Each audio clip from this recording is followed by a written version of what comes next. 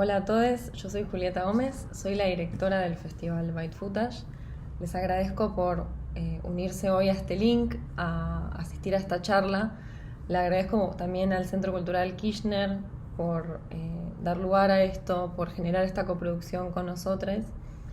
Nosotras seguimos el trabajo de Alexandra Pirici hace un tiempo ya y nos resulta muy interesante y relevante su manera de construir narrativas y producir obra, y creemos que es fundamental habilitar estos espacios para que se den este tipo de intercambios. En ese sentido, muchas gracias a Lorena también, que generó este temario y entabló la conversación con Alexandra. Espero que la disfruten y la encuentren tan enriquecedora como nosotras. Voy a presentar muy brevemente a Alexandra y a Lorena y ya les dejo con ellas. Alexandra Pirici es una artista con trayectoria en danza y coreografía que trabaja fuera de las disciplinas a través de diferentes medios. Su trabajo se ha exhibido en el Skulptur Projekte Munster en el 2017, en el Pabellón Rumano de la Bienal de Venecia número 55, en el Museo Tate Modern de Londres y en el New Museum de Nueva York, entre otros. Su obra investiga los contextos museísticos, los marcos contextuales escénicos y el espacio público. Lorena Fernández es una artista disciplinar y docente de artes visuales y audiovisuales. Egresada de la NERC, realizó talleres y clínicas de arte contemporáneo, de fotografía, como también de jardinería, joyería, poesía, cerámica y canto. Su obra desarrolla en simultáneo líneas de distintas materialidades en base a la construcción de un cuerpo intenso con el cual explorar la relación entre las imágenes y el mundo. Con eso dicho, les dejo con ellas y recuerden que esta charla va a quedar publicada, así que la pueden compartir y ver todas las veces que quieran, y espero que puedan sumarse a las otras actividades y conversaciones del festival en los próximos días.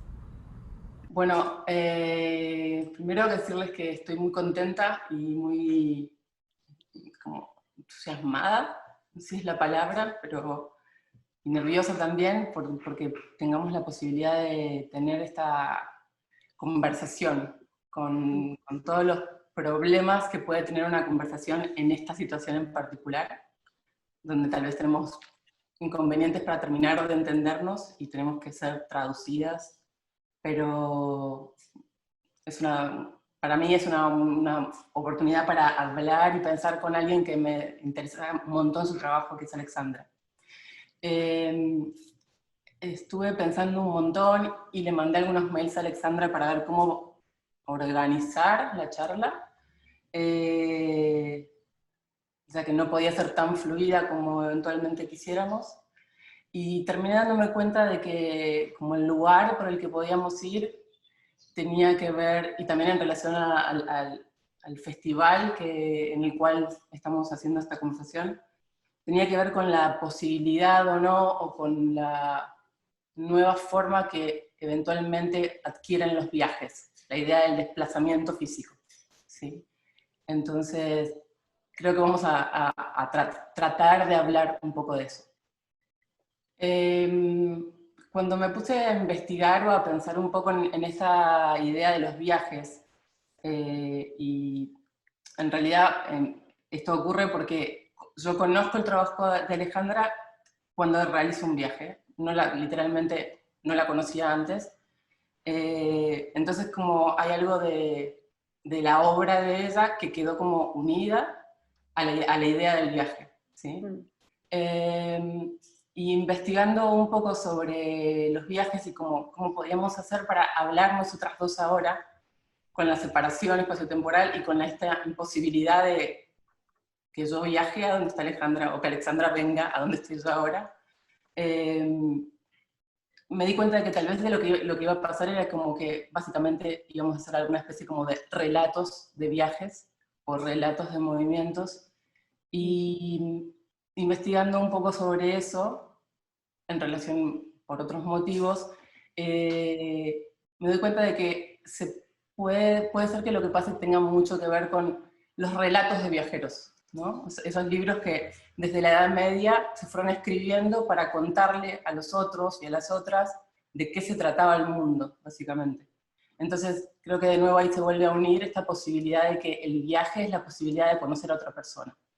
Como el viaje es un viaje para estar en otra parte, conocerse, pero también conocer a otras personas. Hay un libro en particular que se llama El libro de las maravillas del mundo, o Los viajes de Juan de Mandeville, que es como muy parecido al libro de Marco Polo, de los viajes de Marco Polo. Es un libro del 1500 aproximadamente, donde encontré que la persona que lo editó, que lo imprimió en su momento, anónimo, ya anota al comienzo del libro que dice: resulta bien sabido que el contexto histórico y sobre todo el marco ideológico en el que se escribe un viaje condicionan en gran medida el ánimo y punto de vista de quienes lo emprenden. Entonces, creo que voy a hacer como un intento de poner en contexto los viajes, ¿sí? Como de preguntarme cómo es que viajé, cómo es, y preguntarle a Alexandra cómo son sus viajes, eventualmente, y qué pensamos de los futuros viajes, como de qué pensamos de la posibilidad de volver a movernos, ¿sí? El primer viaje del que voy a hablar es el viaje que yo realizo en 2017.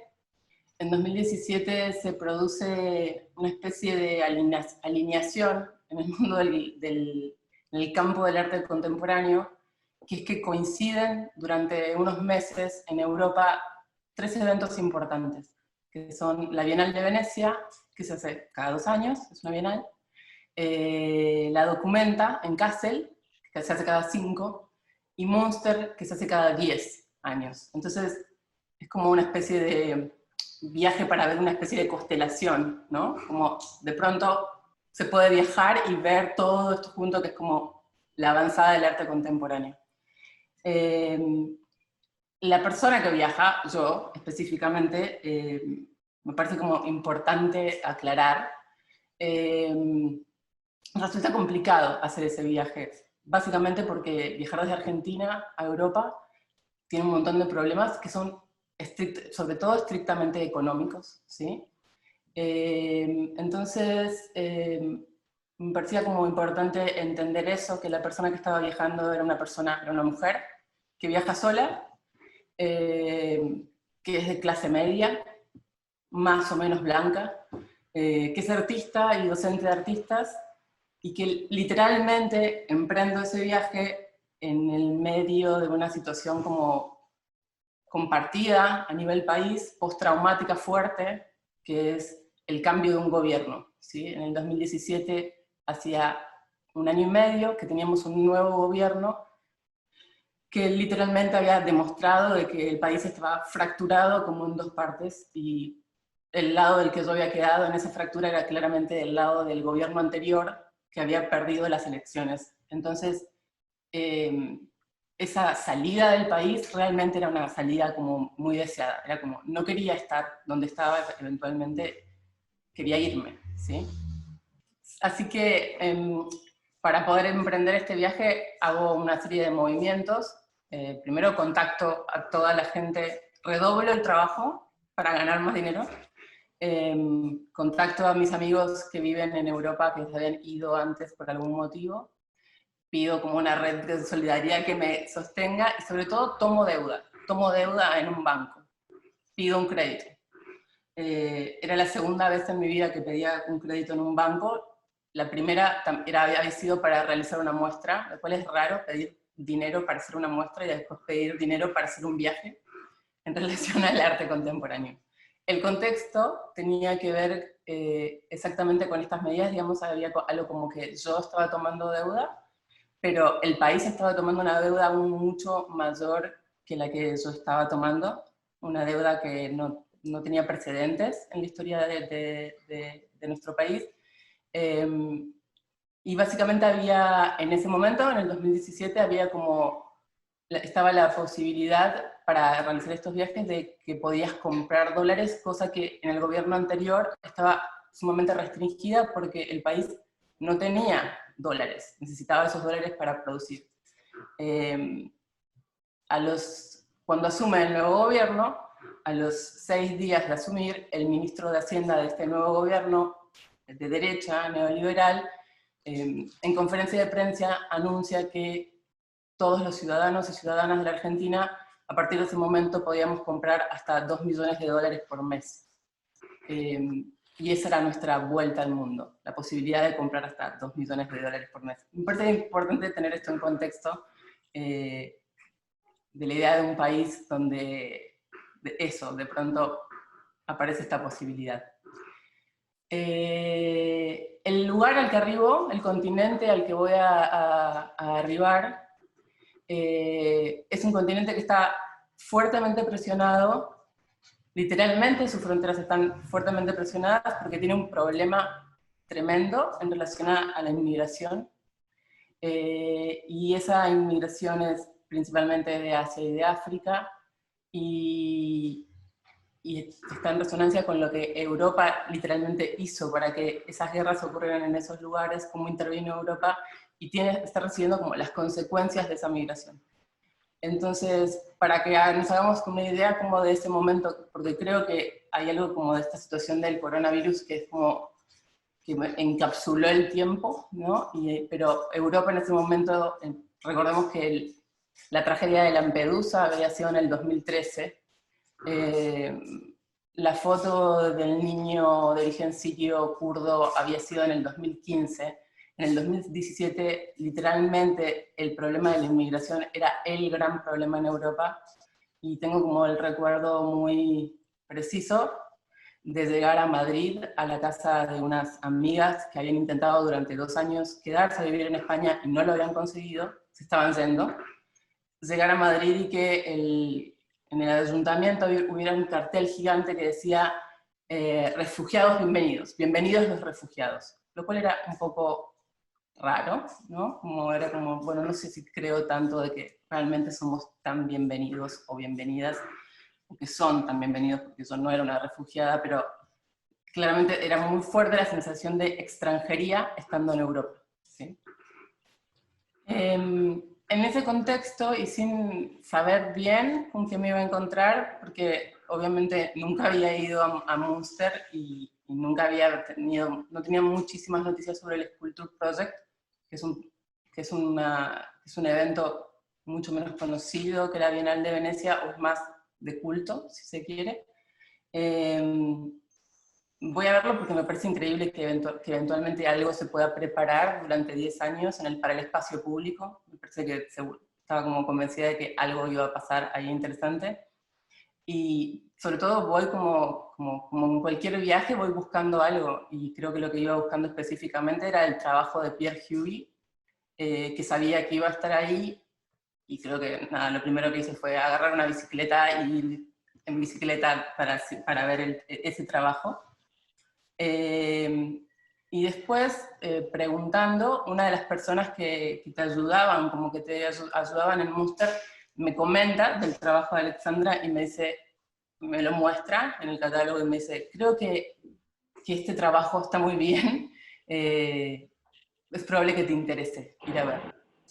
Así que fui a verlo, y no quiero hablar, o sea, no quiero describir Leaking Territories, porque quiero dejarle esa parte a Alejandra, pero creo que lo que me impactó del trabajo fue que todo lo que estaba viendo, todos los problemas que eventualmente iban apareciendo a lo largo del viaje, el trabajo lograba concentrarlos, o sea, era de una complejidad muy alta, lograba darle como cuerpo y presencia a esos problemas, y a la vez era muy indescriptible la sensación de, vamos a ponerlo en estos términos, como era como difícil de describir la forma o dónde era que el trabajo impactaba, ¿no? Yo no podía entender mucho si era que era la belleza de lo que estaba pasando, si eran los textos, si era la voz, si eran los cuerpos, si era lo inesperado, ¿sí? Que era como algo de todo eso se conjugaba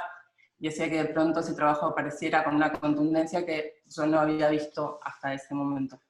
Entonces, mi pregunta para Alejandra es, porque Alejandra tampoco era de ese país, es cómo es el viaje que produce efectivamente ese trabajo. O sea, cómo se viaja para producir ese trabajo y qué consecuencias en la forma de moverse tiene ese trabajo. ¿Qué relación podríamos pensar entre ese trabajo y la idea de los territorios, ¿no? De atravesar los territorios en un viaje? Okay, well, thank you so much for the also the introduction into how you arrived to actually see the work, and it's a really beautiful contextualization of everything. Actually, I'm very it's very nice to be able to discuss also work, but in such an expanded context. I want to go back a little bit to what you mentioned about travels and travelers, and how the historical and ideological framework somehow sets the purpose of the travel. And I think, also with and I will come back to talking about digging territories as well, but I think this is also good to get back to, because I think today much of the, let's say, ecological liberal discourse is very much against flying, right? It's this other thing about green living and sustainability and so on, and in a way I think this also becomes very much about a certain privileged Western Europe that is able to travel by train more or less everywhere within this enclosure where, big galleries are, money moves around and so on. And for me, travel was literally always about, I think what you meant about what you were mentioning about knowing something about the other, meeting other people, getting to know things about others, and encountering other other contexts, other dynamics, other worlds. Also, of course, it's not about exoticizing, and I think maybe differences are less well ingrained today, but still for me I really enjoy travel, and it's something that I'm missing a lot now, though I was able to travel, but only within Europe.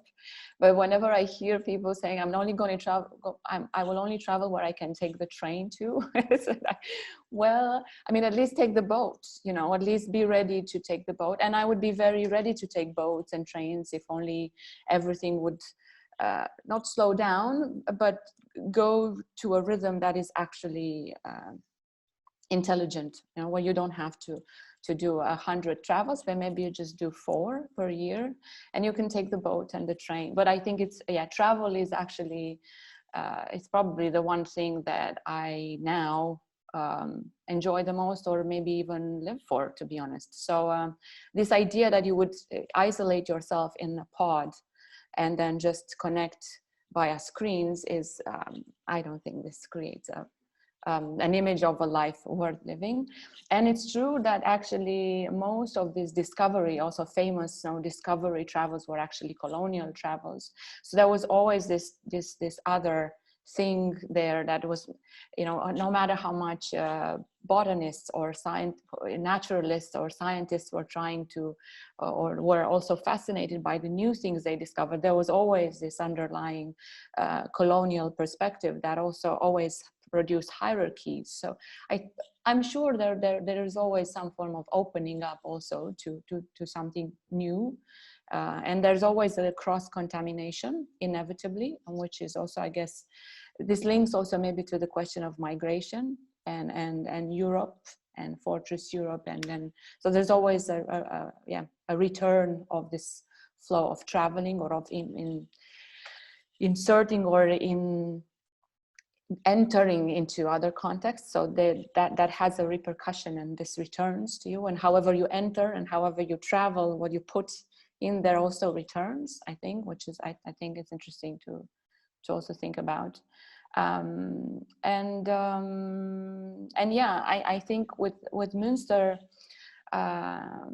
yes, I became very, very much interested in this concept of territory, but I think I don't think there was a particular moment where I thought what I thought about traveling and the work in Munster. I think, to be honest, the way it appeared, or the exhibition has this particular framework where the invited artists are supposed to connect to a place in the city. So you visit, you do several site visits, and you get to know the city. And I was very drawn to, but it connects to travel somehow, but I was very drawn to this space, which is the Friedenssaal, this Hall of Peace in the City Hall, where this half of the Westphalian Peace Treaty was signed, the Treaty of Munster. The other half was signed in Osnabrück. Anyway, this is irrelevant. I mean, not so relevant detail for now. And this treaty actually, it's a very significant moment in history, also very little known, but it basically, it has a great importance for the whole subsequent conceptualizing of the modern nation state and of territory as something that's supposed to have borders, and even this idea of non-interference in other states' territorial affairs. So this idea of state sovereignty was somehow introduced during these diplomatic negotiations in Munster. Then there are a lot of interesting things to be said about that particular war and that particular form of peacemaking. It was also apparently the first time that a war ended by diplomatic means. Also for economic reasons, it became too expensive to wage war. So it wasn't profitable anymore. So also interesting. This is what actually determined peace when war didn't bring profit. But somehow I started to think about this question of territory, and I think the work, or at least what I was trying to do with it, was also to say that there is no such thing as well delimited enclosures, that these are fictions. And this was, the modern nation state is also a fiction. It didn't exist until this point in time, actually, until 1684, I think, it's when the Westphalian Peace Treaty was signed, and this started to be, Europe also started to be partitioned in clearer formations. So territories are lines, are fictional lines of separation that we draw, but they don't really exist, and there's always a leakage. There's always something that leaks into another. So there's no clear separation. And I think the work does this a little bit. So it tries to collapse things and to amalgamate them into this one experience. On the other hand, I also thought about territory as something that is not only related to geographical horizontal space, but has to do with identity formation, which again, I think it has to do with, of course, nationalism, nations, states, where you belong to, how, also the question of migration. But I didn't want to treat it so obviously, let's say, though I think there's a very specific reference even to migration in the work. But so I was interested in the concept of territory as horizontal geographical space, also as identity, and also as body. So the body as a territory. And for example, the work begins with this, it functions in a loop, but let's say the beginning of a loop, or where I started was with this corner cluster of bodies that somehow unravels in the space, a bit like a wave, this very slow wave. And I really thought, because now, since you're talking about the media in 2017, there was a lot of this also panic making, the panicked accounts, the wave of migrants. So there was this metaphor of the wave, which was being used as something frightening, the wave of bodies, which was also somehow disturbingly related to deaths on the sea, also in the Mediterranean. But I wanted to also maybe turn around this metaphor and to have this very slow, smooth wave of bodies that arrive in the space, and from there on, they start this constellation, or this linking of the current space and time that you share with the visitors to these other places, other moments in time, which are very, very far away or very near at the same time. Also very near. Yes, so I think in a way I wanted people to travel to these spaces and times, and through history, and also through their relationships with themselves.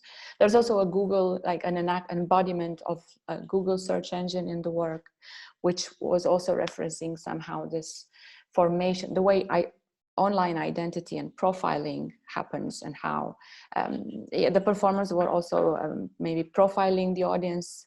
I mean, not maybe, they were definitely, they were supposed to do it. Sometimes maybe it was more obvious, sometimes less obvious, but they were supposed to profile the person asking or giving the search word for the human Google search engine, and somehow also reproduce some of the biases that are inherent to online profiling. For example, if, let's say, you could say, if a woman and a man would ask about the market, would search for the market, the man would get information about the stock market, and the woman would get information about vegetables. So just to also reproduce some of, they were meant to reproduce some of that bias, but also to offer sometimes very spontaneous and personal information, and to access their own, let's say, memory. So also to balance, let's say, this process of creating a hierarchy of information based on some more or less objective parameters. But anyway, so it was a lot about, I think it was a lot about travel, and it's very nice that you connected to it. I think travel, but in the sense of conjuring also, or like making things, bringing things into your imagination by speaking them out, by moving, by calling them, by referencing to them. And it's nice that you mentioned that. I also thought that it's a combination of body and sound, voice. We were working actually a lot with intonation, like how to deliver, because it's hard to work. We didn't want it to be theatrical, so it was not about. There was always this "here we are," this one repetition of these 3 words, "here we are," which was "here we are," and then the performers would list the distance in space or in time to the event or the action or the object that they were embodying. And we wanted this sort of distancing also in how they conjured, let's say, these events or objects.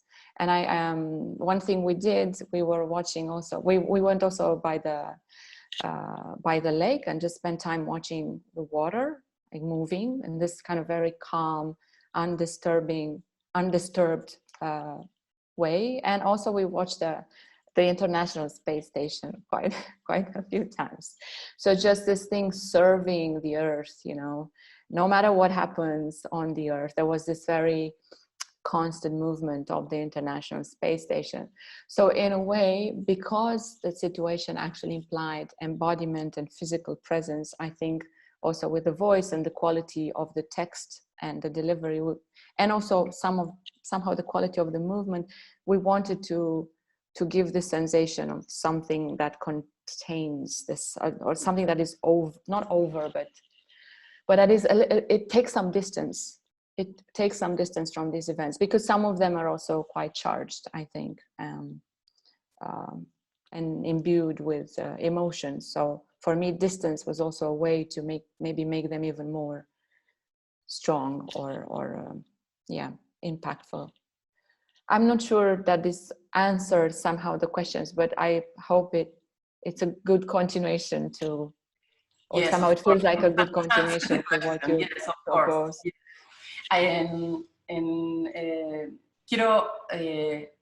Pensé que no lo iba a hacer. I thought I will not going to do this, but I'm going to do this because tomorrow I wake up and I see the image again. So I'm going to do this. I'm going to share my screen. See? There is a lot of sound here in my house. There are some dogs fighting. So, sorry. I know, it's very nice. Also saw a cat passing by at some point. Yes, maybe. My cat. That's lovely. Yes, I love it. Creo que algo de lo que a mí me pasó en Leaking Territories es que como tengo una formación en imágenes, estuve trabajando durante mucho tiempo en base al trabajo de Avi Barbour, que trabaja con paneles, y que básicamente lo que hace es pensar cómo esas imágenes se cargan de tiempo, ¿sí? Como una carga temporal, que es la que les permite de alguna manera volver a la vida. La imagen de Barbour, el fresco de Ghirlandaio, es como una de las imágenes que él analiza, y es donde aparece como con mucha claridad de que es la idea del movimiento la que eventualmente hace aparecer el tiempo, ¿sí? Pero para que algo se mueva tiene que haber un espacio. Entonces es como la combinación de un espacio específico con la entrada de este movimiento, que es este es el movimiento que entra, ¿sí? Y esa es la carga de tiempo. Y en Leaking Territories era muy obvio de pronto eso, porque el espacio era un espacio netamente occidental, un espacio construido, digamos, en la forma de la perspectiva tradicional occidental, digamos, es como estaba, y de pronto los cuerpos, esta ola de la que vos hablás, literalmente traían como movimiento a ese espacio que estaba como grillado, ¿sí? Entonces, había algo como que para mí pasó con el trabajo, que es que me permitió entender físicamente algo que solo había entendido de manera intelectual, que lo había visto en la imagen y que lo había comprendido, pero que en Leaking Territories era posible de pasar por la experiencia, de entender el espacio y entrar en relación con esos cuerpos. Y creo que ahí el tema de la voz era absolutamente... el canto, la voz, incluso van a un lugar muy poco detectable adentro de uno. Es como, realmente es como una especie de rapto, ¿no? Como te toma. Y las voces estaban intentando como trabajar con una especie de canon armónico. Era imposible sustraerse de eso, a pesar de la distancia que se mantenía. Para mí el trabajo fue muy importante por eso, porque me permitió entender físicamente lo que había visto. ¿Sí? O sea, era como una experiencia del orden físico. Can I, or yeah, I just wanted to maybe say a couple of things. I think I understand also better from your Spanish, Lore. There's more information actually. I think you also mentioned something about sound, yes. Right? And the voice and this singing. And the canon of the voice, the way that the voice modulates in the space was, I was, I don't know, standing here, but the voice comes from out there. So I was surrounded. The voice called me every time. We also worked with that actually. With also, I think what I used to say was that you take the sounds for a walk in the space, or you try to surround. And I think the performers also move quite a lot in the space. And talking about sound and voice and space, I was also using this polyphonic structure. It was made also a little bit like a palindrome. And I used English, Kurdish, and Chinese Mandarin. So the performers sing in all these three languages, and somehow they're supposed to intertwine or to work well sound-wise. Of course, also in terms of meaning, it was, it made sense. Mm-hmm. But I was also interested in polyphony because, again, it's the kind of, let's say, music that has mostly disappeared from popular Western music, especially with modernity. So this intermingling, meandering, melodic melodies are now unusual for the Western ear, and it kind of, I mean, I think it was mostly used in fugues, or Bach, right? Or so somehow with modernity, or with Western modernity, this sort of combined multiple plural harmony became quite unusual for the year. So I just wanted to mention that. I guess, I mean, this was also part of the of the tools with which I hoped you would be drawn into Yes, this and space. Like, the sound give me a body. It's crazy for me because I work with images, but what's the sound? What give me a body? It was truly an amazing thing. And I sing, and but I don't know how to read music, but I think. And I learned from memory. I have the partitures, but I learn from memory. So every time I hear somebody, it was, okay, this is the form. Okay, it's it was very an empathic way to going through the text, which was very complex. So it was como, you're very clever. It's very enchanting, you know? I entered there and I just can't go out. It's como, I want to stay here. What's beautiful? That's nice. Okay. Thank you. Thank you. Let's go to another trip if you want. The second trip I want to talk with Alexandra is a trip that que pasó entre el 30 y el 31 de mayo del 2020 y lo realizan dos astronautas. En esta como catalogación que hice puse, bueno, ¿quiénes viajan? En este caso son dos astronautas, que son Douglas Hurley y Robert Behnken. ¿De qué país parten? Salen de Estados Unidos de Norteamérica, gobernados desde 2015 por Donald Trump, el presidente republicano. Para el 30 de mayo, que es el momento en el que salen, Estados Unidos tenía 1,77 millones de casos y tenía 103.781 muertos para el 30.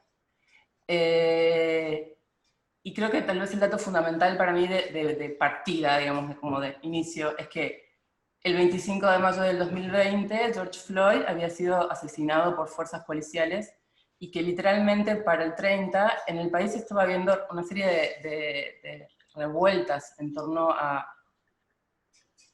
lo que implicaba el asesinato de un hombre negro indefenso por parte de la policía. ¿Sí? Entonces, ese es el contexto de partida de este viaje en particular. El lugar al que arriban es una estación espacial internacional y el viaje en sí, acá es como muy, voy a necesitar que luego Lu es como bastante el texto que está ahí, lo traslade, lo traduzca. Lo que me interesa específicamente de las condiciones que posibilitan este viaje es que es el primer proyecto conjunto de la NASA con SpaceX, la empresa de Elon Musk, que es un señor con mucho dinero, en principio. La cápsula que transporta a estos dos astronautas es una cápsula que se llama Crew Dragon, y se lanza con un cohete que es reutilizable. Y lo que me interesa del proyecto en sí es que, lo que me parece sumamente importante del proyecto en sí, es que es la primera vez que la NASA trabaja con componentes privados. Esto es, pone a dos empresas, el gobierno de Estados Unidos permite a dos empresas hacer el desarrollo tecnológico de esto. SpaceX es el primero que lo consigue, y entonces es el sector privado, efectivamente, el que de alguna manera está llevando adelante esto.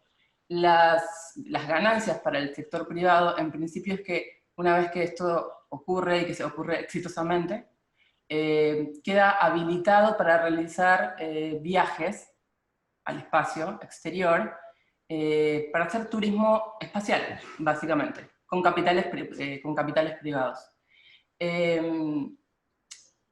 Y me parece como importante tener en cuenta de que hay como una especie de unión entre estos intereses privados y estatales, específicamente en el caso de la NASA, y que esos intereses no son ocultos, son dichos, ¿sí? Cuando los astronautas efectivamente llegan a la estación espacial, transmitido a todo el mundo, tanto el director de la NASA como el senador Ted Cruz explicitan que este es el primer paso para colonizar la Luna y Marte. Hablan estrictamente en esos términos, hablan de colonización de esos espacios. Ya Elon Musk había hablado del tema de la colonización y había dicho que le parecía factible colonizar Marte a través de la terraformación, esto es como generar un ambiente posible, vivible, básicamente bombardeando, haciendo explosiones nucleares que generen esa atmósfera, o sea, está hablando de terraformar Marte para eventualmente tener colonias en ese lugar. Y tal vez lo que quiero, para terminar de marcar esa situación específica de ese viaje, es que para una persona como yo, que vive en un país como Argentina, y que que asisto asiduamente a marchas, no puedo dejar de pensar de que en las marchas solemos cantar patria sí, colonia no, o sea, como algo del orden de no queremos ser colonia, entonces tampoco queremos colonizar nada, digamos, hay como algo que está, digo, como intrínsecamente consideramos de que la idea de la colonia es una idea nociva, ¿sí? Pero que entiendo que eso no es así para Estados Unidos, digamos, que ellos tienen una tradición de colonias que es parte constitutiva de su identidad, lo cual es un problema, ¿no? Porque son un poco los dueños del mundo en este momento. Entonces, por un lado me interesa pensar la idea de este viaje, como de pronto salimos o salen a colonizar el espacio exterior, literalmente para armar colonias, mientras el espacio que habitamos está en conflicto totalmente, racial, medioambiental, ecológico, etcétera, etcétera, etcétera. Entonces eso sería como una parte del asunto, y la otra es y creo que podemos hacerlo juntos, digamos, es como pensar esto juntas. Voy a compartir pantalla de nuevo para ver unos segundos del video que me interesa pensar qué pasa de nuevo en este viaje con el cuerpo, ¿sí? Entonces, comparto pantalla. Lo primero que me interesa en relación a la imagen del viaje en sí es lo lejos que estaba de mi imaginación que la estación espacial tuviera este grado de desprolijidad. Eso, número uno, me parecía como, en mi cabeza, la estación espacial era como medio la nave para, no sé, de Covenant o de Alien 4, digamos, así como era otra cosa. No me imaginaba que todo esto era así. Y por otro lado, en relación a Crew Dragon, es como, nada, que parecía más que una cápsula espacial, parecía como literalmente como un avión con viajeros de en primera clase, ¿no? Como esta idea de que ninguna de las dos imágenes se adaptaba a lo que yo pensaba que debían ser las cosas, ¿sí? Como tenía otras imágenes construidas. Me gusta mucho este dinosaurio acá, que está flotando, como una especie de recordatorio de otra vida, ¿sí? Y a nivel de la cuestión más técnica, me llamó mucho la atención que adentro de la nave espacial tuvieran adelanto de nuevo acá, todo este sistema de registro de la entrada, ¿sí? Como esta manera estaba siendo transmitida a todo el mundo, y me parecía como todavía como precaria, como seguían trabajando con cámaras, son como unas cámaras reflex como las que se usan acá, usan flashes, es como una cosa como de una cuestión tecnológica que yo pensaba que era como mucho más avanzada, y es como mucho menos avanzada. Y de hecho usan esto que en cine usamos un montón, que se llaman brazos mágicos. Son como unas pequeñas herramientas. O sea, todo el viaje era mucho más precario de lo que yo me imaginaba. Así como que la tecnología no era tan de avanzada. Así como en algún punto decía, esto es todo más cercano. Así como todo más posible. And then, the moment that I'm really interested is when when the astronaut entered, the second one. I've watched it. Yeah, it's very. I didn't. Yeah, I Yes. watched it when you sent it. Es como, no, yo no estaba como, pensaba, ¿qué pensará él? ¿No? O sea, él realmente sintió que algo estaba pasando, pero visualmente no se constataba de que estuviera sangrando. I think he feels like he was bleeding, but he was not bleeding. I'm not sure how it works in imponderability. Yes, I don't know what is but yes, that's what the point. Maybe we don't bleed in the space. I don't know what I don't know. No, but maybe it's not visible. I don't know, because then he takes this napkin, right, and he holds it for quite a bit, and he keeps looking. I don't want to anticipate what's going to happen, but. And I think pensé como qué raro que tengan tissues ahí, digamos, es como me pareció un espacio muy extraño. Pensé que podía ser como afuera de mi casa realmente, o sea, como no entendía cómo era que eso estaba pasando, pero sobre todo me hizo de nuevo pensar en el cuerpo, ¿no? En la forma en la que el cuerpo es instalado, puesto en un lugar, me tengo que agarrar para no flotar, para que mi cuerpo no pierda su forma eventualmente, y lo necesario que era para ellos, que estaban siendo vistos por todo el planeta, mantener la forma del cuerpo, ¿sí? Porque esto es una apuesta for the cameras. It's a gesture for the cameras. They are waiting the cameras. So, and again, this como we have a body. Even in another space, we have a body, and we have to handle with that. Mm-hmm. Yeah. I want to know, what do you think about all of stuff? Yeah. That journey. No, it's very nice. I just wanted to say that I didn't watch the whole endeavor. I am less and less interested in the general image of North American everything. I just don't.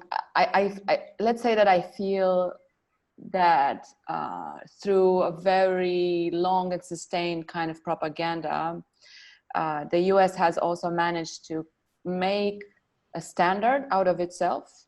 When I speak about the US, I'm talking about the states, right? The whole construction that is the United States, with this prison, military, entertainment, industrial complex, let's say. So I'm not talking about people. I have great friends, and I respect many people that come from there. But in terms of politics, I think it has, through propaganda, has made itself into a standard, so that everybody looks up to the US, or a lot of people still look up to the US. And I think they actually set a very low standard for a lot of things. Also for activism, to be honest. I feel like they set such a low standard. Yes, people are killed in the street in the US. Yes, there are mass shootings in schools. Why should we look to the US as a standard? So I'm trying to, part of which of course it means that there's always need for solidarity with people that are struggling. Also the whole protest wave now after the killing of George Floyd. But at the same time, I also feel like I don't want to center so much on the United States anymore. There's a Senegalese economist, Felwine Sarr, that I'm following, and I think they have, coming from Africa, I think it's interesting. If you really want to be decolonial, I think it's interesting to also look at things that emerge from other places, not necessarily the US. That's the first thing. So I didn't really watch anything that had to do with SpaceX and the partnership with NASA. Though I did see then also the Starlink launch of the satellites. And then of course I read, or I saw some tweets about it. I think, of course, it marks this new state private public partnership. I don't think the state, this is the thing, because NASA has been defunded, has been constantly defunded. So of course they needed some private money to be able, and actually what they achieved is also very little, because what they were able to make were trips to the outer space that do not fly from Baikonur. Baikonur, which is this cosmodrome in Kazakhstan, was actually the only place from which manned missions could be sent into space. And I think it was just a matter of PR, really, for the US. And then for Elon Musk, of course, it's just a very good business opportunity. But in terms of technological achievement, there's zero technological achievement. It's just you just do what other people have been doing anyway, but with a private partnership. And of course, this signals something also in terms of opening up again and going towards more privatization in terms of also what the outer space means, who has access there. I think, to be honest, if I were to speculate on what can be done in outer space in the near future, it's mostly probably asteroid mining. So it's mostly some form of mining. In terms of setting up colonies, and, you know, I think this is such a toxic fiction that is also used to draw resources and money into for very different purposes. We are not even, and why the fact that it happened indeed right after the murder of George Floyd in the US and this wave of protests, it was a very, you know, Jill Scott Heron moment. He has this Whitey on the Moon. Where, of course, it felt like a total, like such a horrible, blatant act of disregard, you know, where you don't really care what happens on the planet, but you want to show that you are able to fly to outer space. But that means something. It also means that, you know, these people, because in the end, there are some people making these decisions, pursuing some form of goals. That they do not care about ruin, because I think the situation with the Earth now is not just that it's in chaos; it's increasingly ruined. So I think also this use of the term colonize as if it were something good in popular culture, there hasn't been really, maybe except for Avatar. I feel like there hasn't really been, you know, something that turns, or like that performs a critique of this term. So you still hear this idea of colonizing, space colonization. It's still imagined in this sense where you come as a human on a barren land. There's nothing there, and you colonize. When you colonize, you create a colony. I think it also comes maybe from biology or nature, but of course it's completely voided of its historical and political meanings, which of course says a lot about these enterprises. But just to be honest, I really feel like we're so far. I mean, we're not able to grow food anymore, really, in a sustainable way on Earth, on a planet that had all conditions for life, right? This was it. We really, we had it all here somehow. This idea that you could even, that you would produce a colony which would be a place in which you would want to live, you know, on Mars, which has, you know, it's not Earth, right? So we ruined, and we are increasingly ruined even this planet, which has all conditions for life. And I think that this fantasy that we should now put resources into escaping to somewhere else or producing, I mean, it's not gonna, I don't even think it's about space tourism. I think it's all bullshit, to be honest. Sometimes I just feel this is all a fantasy. It's a nice story that you tell to governments or to investors or to people who put money into these enterprises. Because not even on a short term, but on a long term, I think we will be long extinct by the time we would be able to actually produce a livable environment in outer space on Mars and terraform Mars. just to be clear, I don't think we coped with the effects, or we are not able to understand the effects of our terraforming of the earth. We are still thinking in this very we think the world still as parts in this mechanicist image of the world. So I still think that we're not really engaging. When I say we, I don't know, I guess I mean people in positions of power who are able to drive political decisions at a larger scale. I don't think we understand ecology. I don't think we understand the entangled, connected nature of everything. So I don't think we understand how we've acted in the world until now. And the fact that, especially through this idea of colonizing Mars with SpaceX, that you're ready to act in the world, on another world, in the same way, is just, I think it's just, I'm sorry, it's just idiotic. I feel like there's all this idiocy, really, I'm sorry, but I can't call it something else, that is pumped and wrapped into this marvelous fantasy of escape, because in the end, it is about escape. It is about evading whatever you leave here, which you also cannot escape.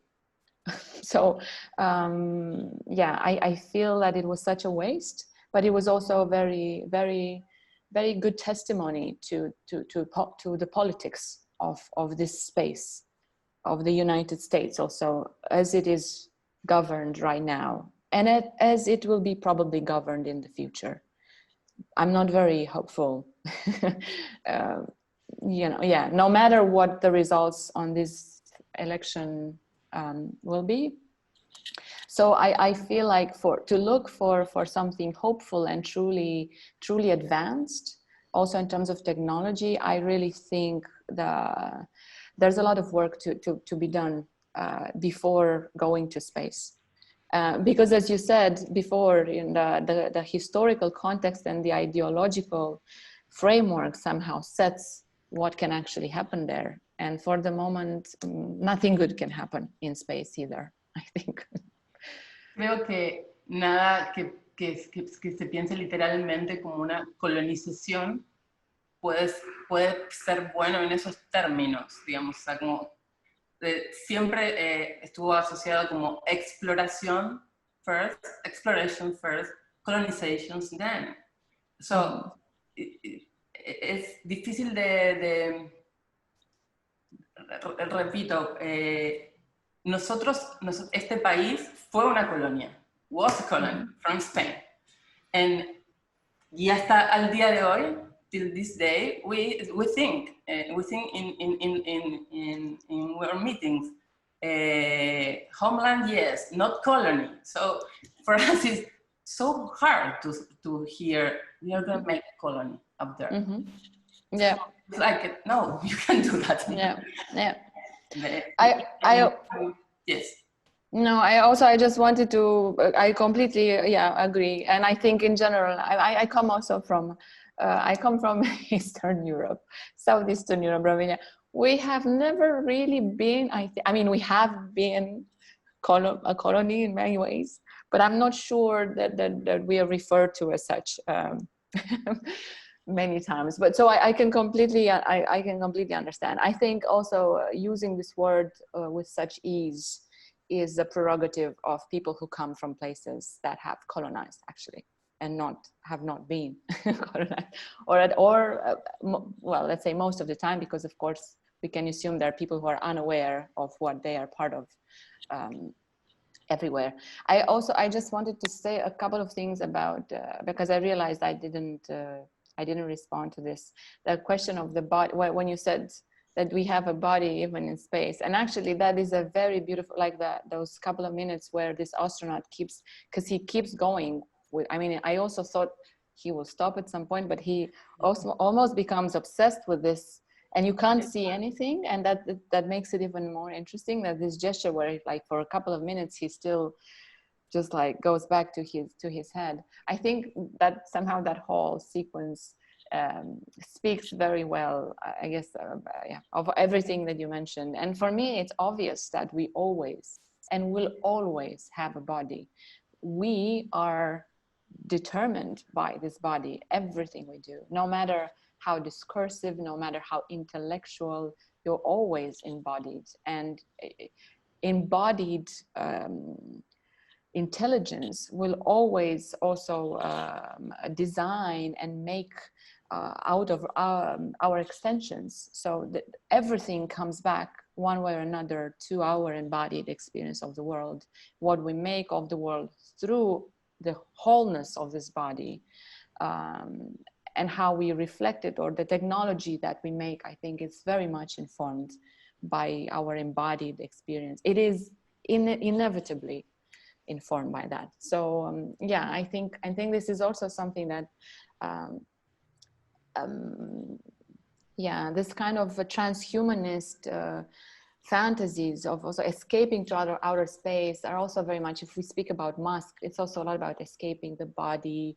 And I think there's a lot of also science fiction that also comes from North America that is very much, again, about these possibilities to put yourself in a sphere. You know, I don't know if you watched Westworld, but there are a lot of examples where, of course, there is some critique of that, but it's very, I think it's very soft and diluted.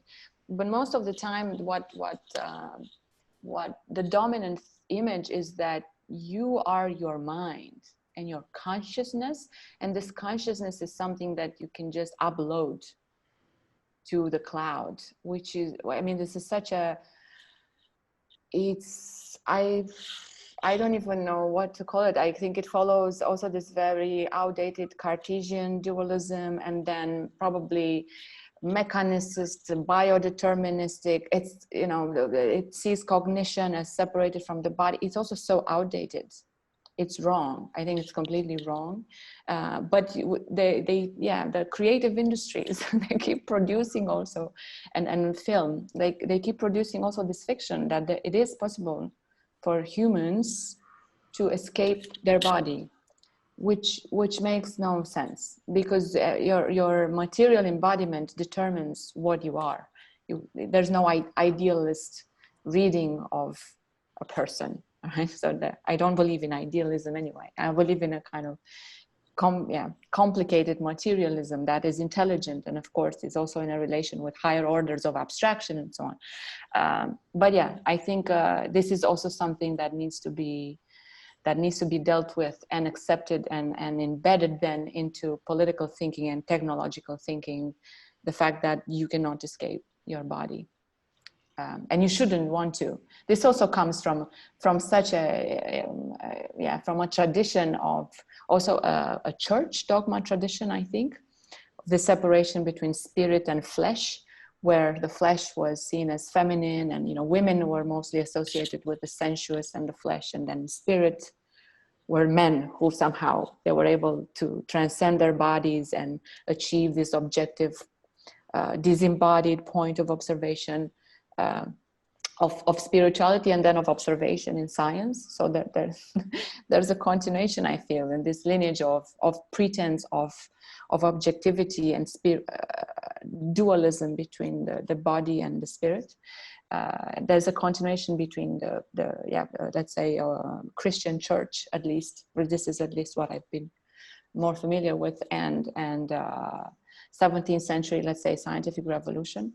So I think we have a lot of work to do to dismantle these. It's not even a residual knowledge. It's very much embedded into everything that we make.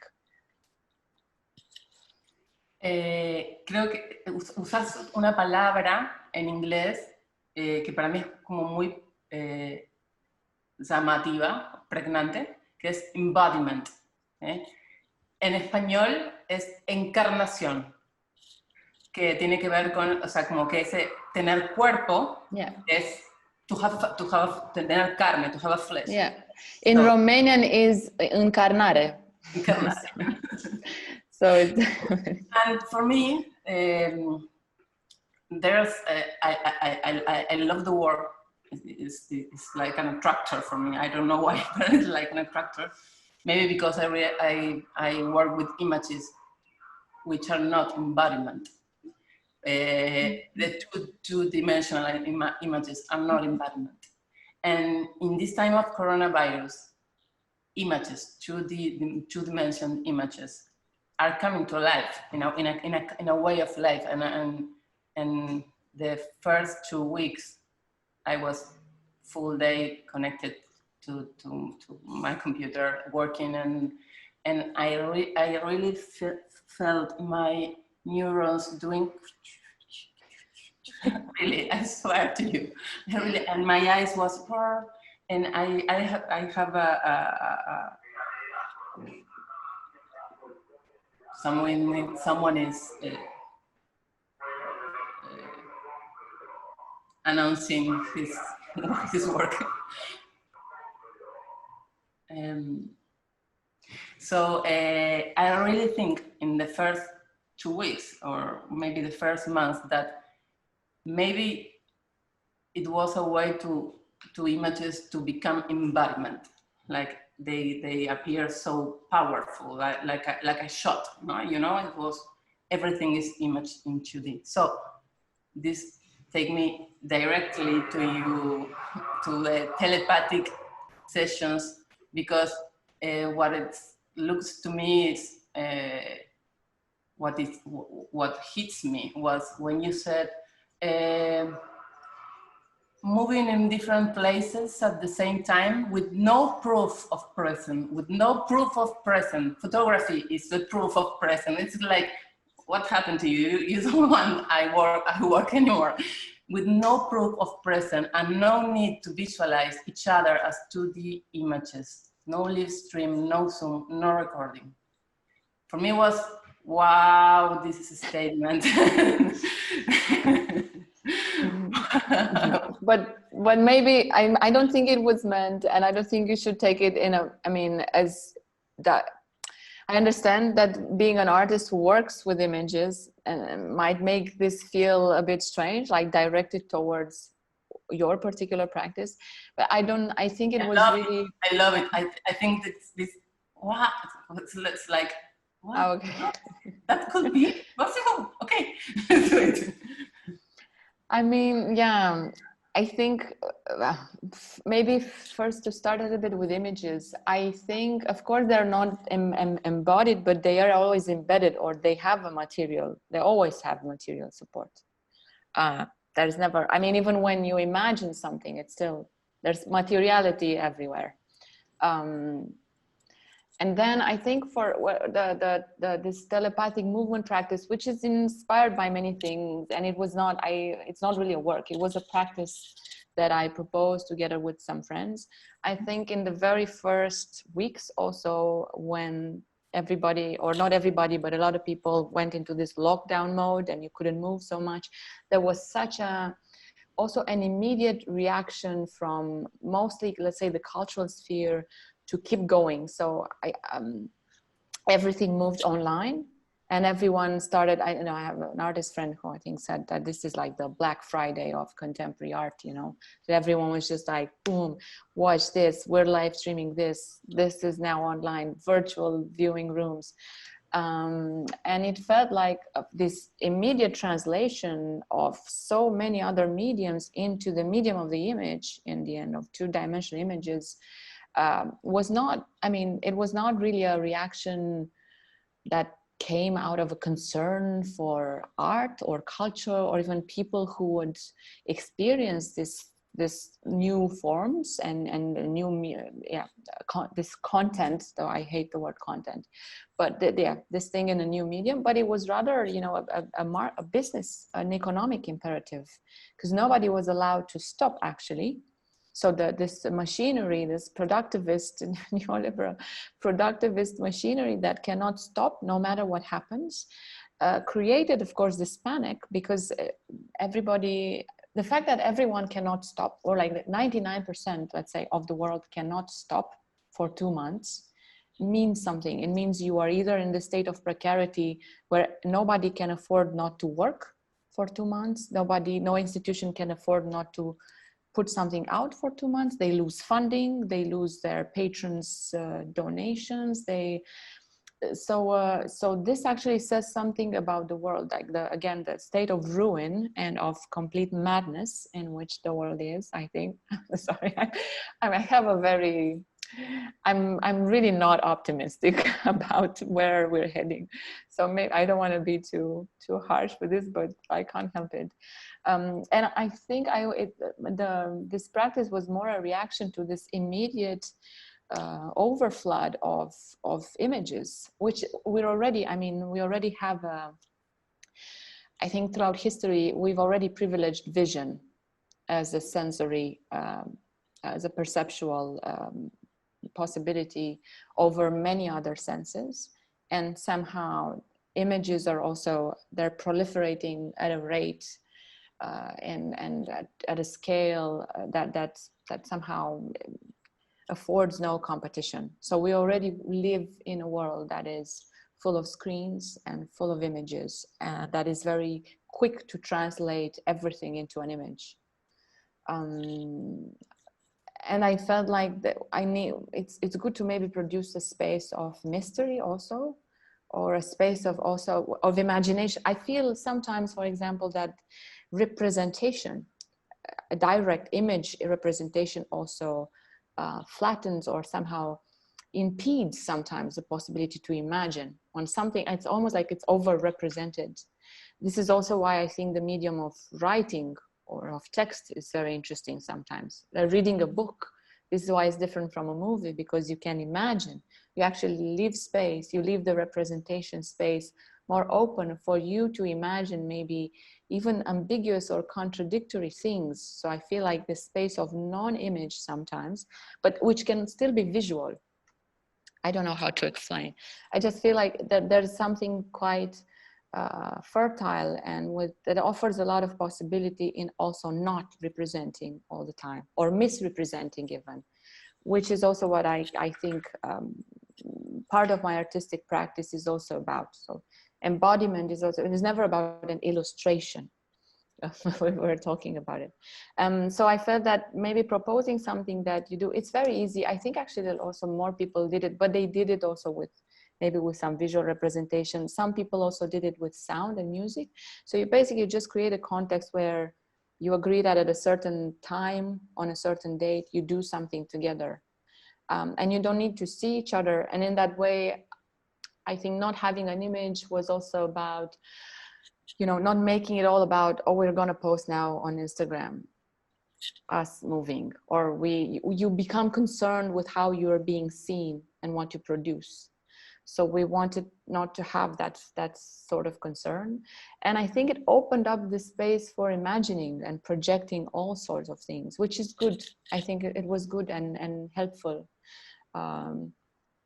Yeah, I think different people took it in different ways. So just for maybe for clarity, for someone who is watching this and has no, maybe no understanding of what we were exactly talking about.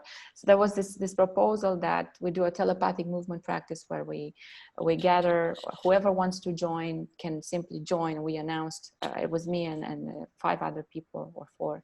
And we announced that we're going to move, dance together at a certain time, at a certain date, and then anybody could join. And actually, I think that from messages that we got afterwards, a lot of people were joining. It's just we didn't want to collect or to archive or to have some form of representation of attendance also, where you would say, leave a message if you want to join, or like, or hit press on this. I was sometimes even annoyed that someone, I think, counted the plays on the music that we had on, because we also had a sound a playlist. Playlist. Yeah, and someone said, oh, we had 300 or 200 plays. I was like, why did you say the number? I don't want to know the number. And I think there was also a reaction to, again, this need to quantify, you know, to make value quantifiable, where the value of something rests in the number of people attending also, or, you know, I think the value of something, to be honest, your account of the work that you saw in Munster, for me, makes it valuable by default. I wouldn't need, you know, if someone speaks like this about an artwork, I would say, that artwork had its purpose in the world. If only if one people saw it, and it, you know, if that one person actually got this from the artwork, I think it's enough. You know, I don't need numbers. And of course, that was one of the situations where a lot of people actually saw that one. So I'm not talking from a position where, let's say, I do work that nobody sees and I just want it to be anyway appreciated. It's not about that. I just think that, and this is also something that was made very manifest with the coronavirus, that we have come, or let's just speak about the art world, but it's a general observation that value and the creation of the systems of valuations are very much dependent on quality, or on quantity, not quality, on numbers. You know, how many people attended, how many likes do you have, how popularity is also very much understood in these terms. And I wanted to avoid even worrying or being concerned with that. And I think, talking about the coronavirus, this is also why a lot of institutions are facing a lot of problems today when we speak about live performance or even exhibitions and so on. It's not because exhibitions cannot be attended during these difficult times. It's because you cannot attend exhibitions in a mass. You cannot have mass openings. You cannot have mass events anymore. I keep being asked, I'm still being asked, you know, how is the pandemic changing my practice? It's not really changing my practice. I think it's just because I make works that should be the same for when there's 2 people in the room or when there's a large crowd outside. But the crowd is not determined by my work. It's determined by an economy of the arts and of everything that rests on getting masses of people together and counting numbers and saying, we had 4,000 visitors, we sold I don't know how many tickets, and we had I don't know how many million views. It doesn't matter for how long people watch something. It doesn't matter, because you can't quantify that really, the impact on human subjectivity. What you can quantify is really clicks and butts on seats and bodies through the door. And I think this produces the economic problem that also the arts faces today. They cannot offer the same numbers. It's all anyway in this situation where I feel like the arts and the humanities constantly now have to justify themselves a bit to the politics. What is the use, you know? The use is that you don't become completely stupid. I'm sorry. I'm like, okay, you know, that like there's this whole obsession with STEM curriculum. All the money goes science, technology, engineering, mathematics. Whatever makes that, what is the framework for that doesn't matter anymore. So yeah, I feel like there has to be a pushback, a refusal to value yourself when you're part of the cultural sector and of the arts in these terms, in this you know, easily computable parameters. And of course it's not always possible, and of course there will always be a compromise, and of course it doesn't matter that none of this is useful, but I felt like, especially during the first couple of weeks with the lockdown, that and also nobody could really watch anything online anymore, or at least from a lot of people that I was talking to, they were like, we're asking, did you watch this? And they're like, no. No, I can't watch anything anymore. Like there is a screen fatigue. I mean, again, because the image is, the support is this 2-dimensional thing. It focuses your gaze in a certain way. You don't see depth. You don't perceive depth. So you sit like this. No matter how you sit, you still have to have a relationship to a screen. So the time that people were asked to spend on 2-dimensional images in that particular moment, I thought was very much related to a politics of desperation in the culture sector. And yeah, I think the proposal was really just to, there is a way to be together that rests or depends on your capacity to imagine also. And it was very nice. Like, so I mean, I think people were imagining different things that you are in contact with someone across the continent, and that you can visualize, or you can visualize all sorts of connections between spaces at that point that maybe are more enriching for you and for a sense of community than seeing yourselves on a screen all the time. So it was just creating a counterpoint, not refusing, because of course I was also doing Zoom meetings and all online talks, and I actually appreciate the possibility that this opens. People from different parts of the world can follow and attend.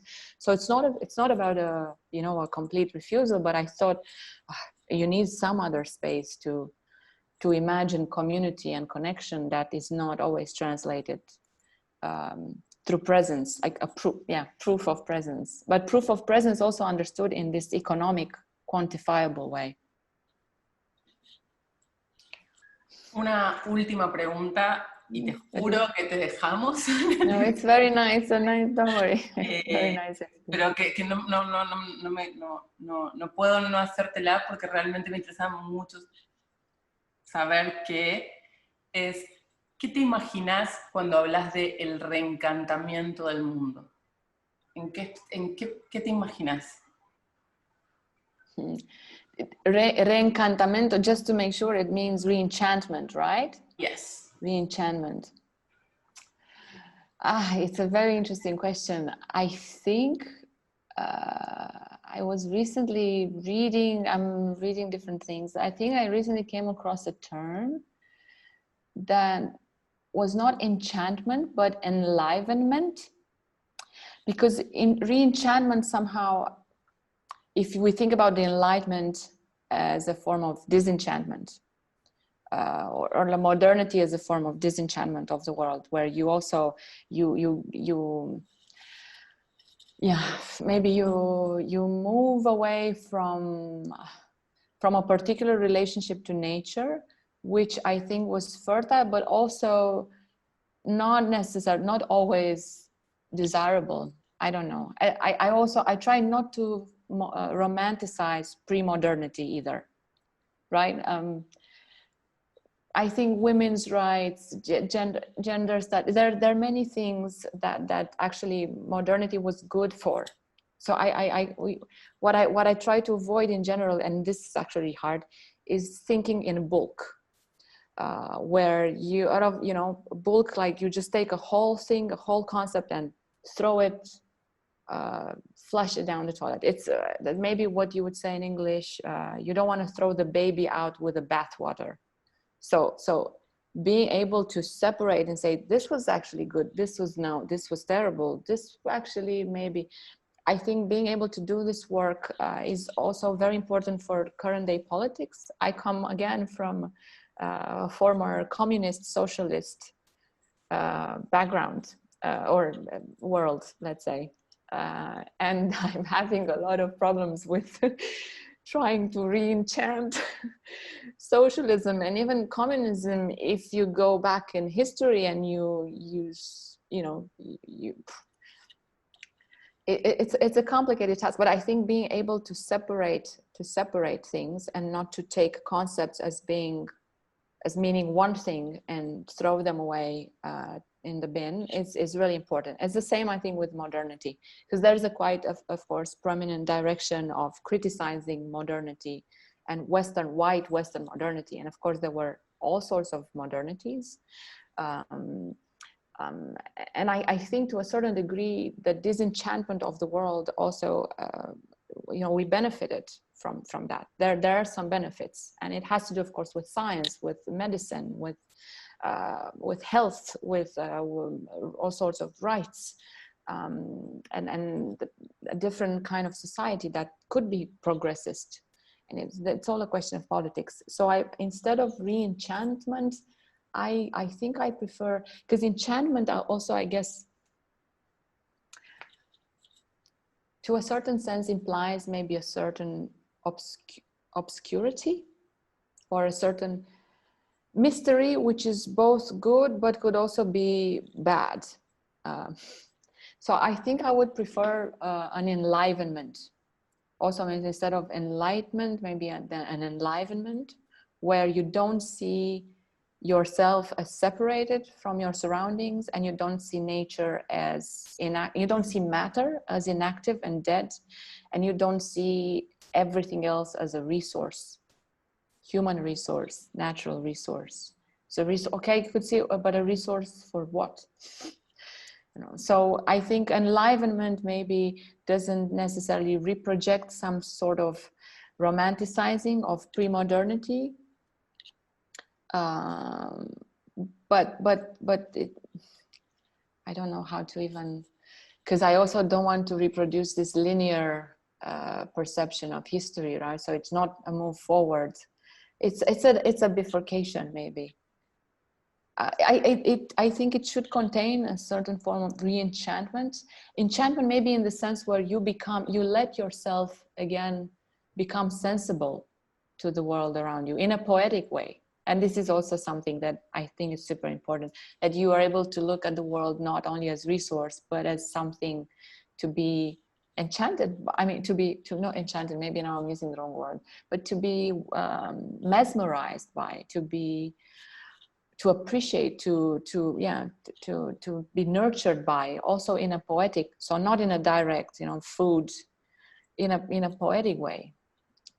So in that sense, maybe re-enchantment is actually a good word, in the sense that you let yourself be, impressed also by the poetry of your surroundings. Thanks a lot. It was a pleasure. Thanks a lot.